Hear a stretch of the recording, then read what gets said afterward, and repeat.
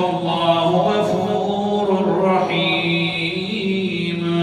کہہ دیجئے میرا پیغمبر، کوئی انسان چاہتا ہے کہ ہم اللہ سے محبت کرتے ہیں، ہاں ہمیں شان کامل مل جائے گی جب ہم اللہ کو پسند کریں گے، اللہ سے محبت کریں گے۔ تو کہہ دیجئے نا اتنے تک شان کامل نہیں ہوئے گی جتنے تک فَاتَّبِعُونِی، میرے پیچھے نہیں چلو گے۔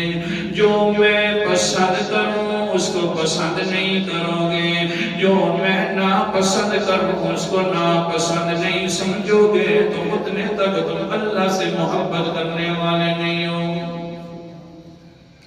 پھر اللہ کے رسول جی اگر ہم تیرے پیچھے چل پڑیں گے تو پھر کیا ہوگا؟